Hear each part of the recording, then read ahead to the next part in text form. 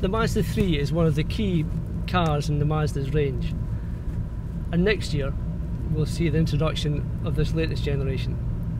It's due to arrive in the UK in January and will be available in both hatchback and saloon at the same time, right from the start. The 3 is so important to Mazda that they've set themselves a task of driving the first production cars 9,300 miles from Hiroshima, where the cars are built, to the Frankfurt Motor Show, where it will be officially unveiled on September the 10th.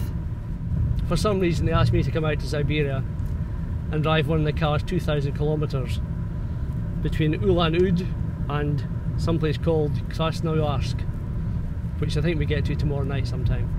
Mazda plans to sell 9,000 of these cars in the UK next year, with only 15% being the saloon. The rest obviously will be the hatch. There'll be 3 power plants. The entry level 1.5, which is 100 PS, which starts the range at 16,500. There's also 2 versions of the 2 litre petrol, a 165 PS and the 120 PS, which will be the main seller. That'll hit the showrooms in January with prices starting at 18,500. The new Mazda 3 range also has a 2.2 common rail diesel engine, 150 PS, which Mazda believe will take about 15% of the range sales next year when it goes on sale. All engines in the range are fitted with Mazda's innovative SkyActiv technology. Standard in all cars is a 6-speed manual gearbox, but there's also a 6-speed auto available as an option. Russia's a strange place to be driving. We've come across a whole range of different road surfaces, from billiard table smooth tarmac to dual carriageways which are being built as we drive them, and they're like gravel rally stages which you'd find in the RAC rally. They're quite scary, not from the point of view of actually driving them yourself, but when you see huge 40-ton Arctics pounding towards you at scary speeds, nose to tail with each other, it's not ideal. The car itself is pretty impressive. We've spent the best part of 2 days driving silly kilometres, and the one thing is, it's comfy. We've got no complaints about that. We've sat in it for the best part of 12 hours each day. Everybody gets out feeling perfectly refreshed, no aches or pains. Driving position's excellent. We're not going to get into all the nitty-gritty details of the car because we'll do a fuller test later on, but it does absolutely everything that you would expect it to do. It's beautifully designed inside.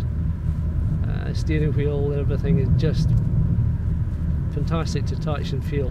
Plenty of room in the front and more than adequate space in the back.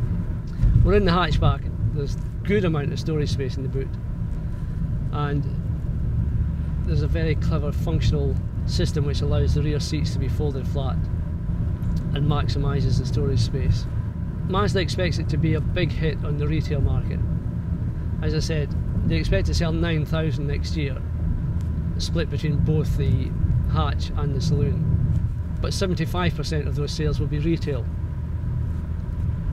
And in this day and age, to be getting 75% retail sales with any model is a significant achievement. I see no reason why they shouldn't exceed that, to be honest, and I think the 9,000 figure is being understated. I think they'll hit 5 figures. I think once people get into this car and realise just how good it is, it'll sell like hotcakes. Just returning to the driving standards here, we're on one of the main roads which in the UK would be classified as an A-class road. It's not the widest road in the world,